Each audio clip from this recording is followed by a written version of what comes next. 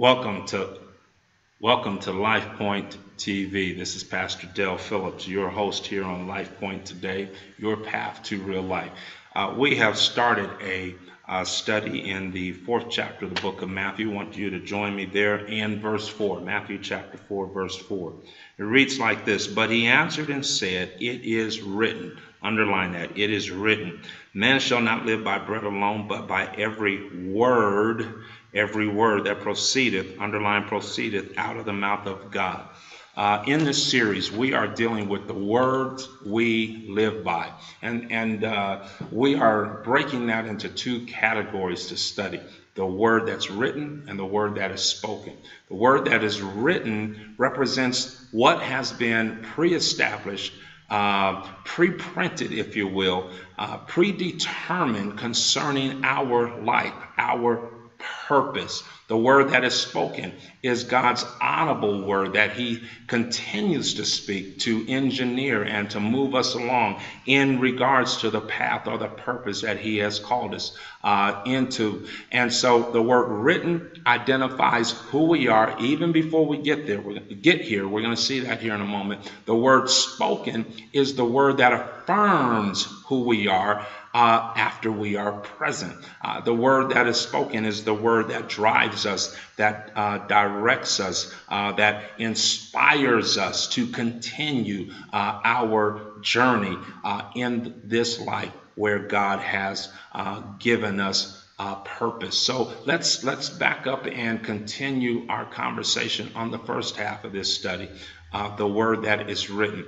We identify that Jesus in the wilderness is presented with that temptation to respond to the immediate moment or to rise to the higher principle of identifying what has already been written concerning his life and his purpose. And we know that he properly responds to the greater call that's upon his life. As we expand on that, I want you to understand just how detailed God has already written a life manuscript concerning you, you specifically, and every one of us. We are created according to his manuscript, what he has written about us. Let's page over a little bit to the Old Testament, go a little bit on the other side of the spectrum. We're in the New Testament here in Matthew 4, but now let's go back over to the book of Psalm and take a look at the Psalms 139, verse 16. And you're going to find an important reference here. And I want to just take a moment just to read this, just to add this to the conversation. Psalm 139. Verse 16. I think this is, it just fits in appropriately with this conversation. So here we have the magnificent reveal here as we identify how intuitive God's plan is for our life. I'm going to start reading actually at verse 15. It says, "My substance was not hid from thee, when I was made in secret and curiously wrought in the lowest parts of the earth. Thine eyes did see my substance, yet being unperfect, and in thy book all my members were written." I want you to underline that part. In thy book all my members were written. So in God's book, the book of life, all of our members, our physical characteristics and attributes are written in God's book. In other words, our shape, our form, our height, our width has been written into God's book.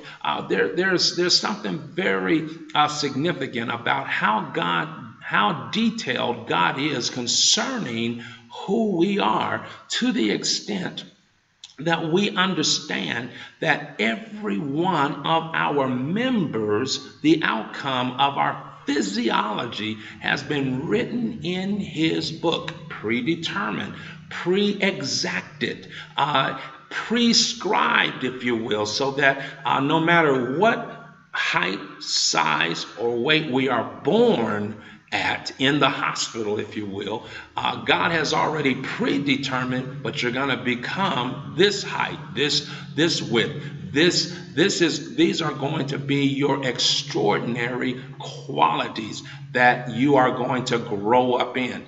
I like this because it reminds me of our true call to the work of God does not begin after we are born, but actually, if we pay attention to scripture staying inside of the Old Testament, Jeremiah is a witness to the fact that God shaped his call upon his life while he was in his mother's womb. That's when God truly exacted his purpose, his plan for his life, written out. I believe that if God has written out, taken the time to understand our physical shape and form, that he has also identified the measure of our spiritual shape and form, and knows exactly, regardless of where you might start right now in an area of ministry, he knows exactly what your finished height, what you're finished with, your true spiritual dimensions. He knows that you're going, he has planned for you to grow up into the fullness of the call that he has upon your life. So we don't want to give away the greater for the lesser. I've used this analogy often in our teachings here on Life Point, in our pulpit, in our church. We often are challenged, tempted even, to throw away the weightier, the greater call for satisfying the immediate moment. But you don't want to do that, because you have to remember what is written, what God has already written concerning your life. This is Pastor Dale Phillips encouraging you to stay on that path that leads to real life.